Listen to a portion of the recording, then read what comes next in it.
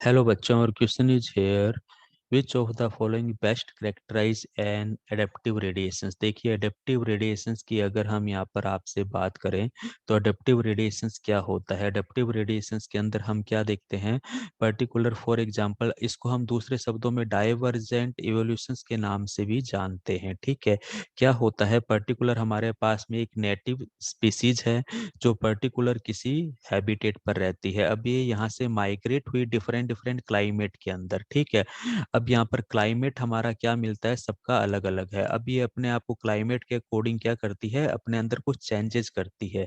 क्या करती है, अपने अंदर कुछ चेंजेस करती है, और ये चेंजेस धीरे धीरे इतने ज्यादा हो जाते हैं कि ये अपनी नेटिव स्पीसीज से, यानी कि जो इनका एंसेस्टर्स था, उनसे बिल्कुल अलग हो जाता है, और धीरे धीरे ये हमारी नई स्पीसीज के अंदर बदल जाती है। तो इस टाइप का जो हमारा इवोल्यूशन देखने को मिलता है, जिसके अंदर इन सभी नई स्पीसीज का कॉमन एंसेस्टर्स होता है, इस टाइप का एवोल्यूशन डाइवर्जेंट एवोल्यूशन कहलाता है। और इस स्पीसीज का जो एडेप्टेशन होता है उसे हम क्या कहते हैं, एडेप्टिव रेडिएशन के नाम से जानते हैं। तो ये हमारा एडेप्टिव रेडिएशन है।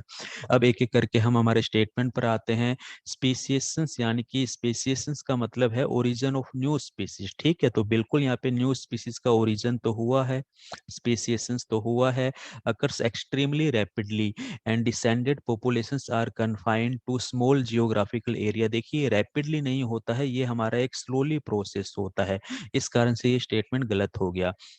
A single lineage diversified rapidly and descended populations occupy many habitat। yes, ये बिल्कुल सही स्टेटमेंट जाता है कि सिंगल लीनेज होता है, ये हमारा डाइवर्सिफाइड, इसका जाना, इसका स्प्रेडेबिलिटी, ये जो स्प्रेडेबिलिटी है ना, ये बिल्कुल हम कह सकते हैं कि रैपिडली होता है। लेकिन ये चेंजेस अडॉप्ट करना हमारा रैपिडली नहीं है। इस कंसेप्ट को समझना, सिंगल लीनेज डाइवर्सिफाइड, यानी कि ये जो नेटिव स्पीसीज है, ये डिफरेंट डिफरेंट हैबिटेट पे जाना ये रैपिडली हो सकता है, लेकिन ये चेंजेस होना हमारा रैपिडली नहीं है, यानी कि नई स्पीसीज का बनना जल्दी नहीं होता है। ठीक है, डिसेंडेड पॉपुलेशन मैनी हैबिटेट करेगी, बिल्कुल ये स्टेटमेंट सही है, मैनी हैबिटेट में जाती है। ठीक है, natural selection is particularly intense since disruptive selection occurs. नहीं, जरूरी नहीं है कोई ड्रास्टिक चेंजेस हो, अर्थक्वेक हो तो हमारा नेचुरल सिलेक्शन होगा, तो ये गलत हो गया।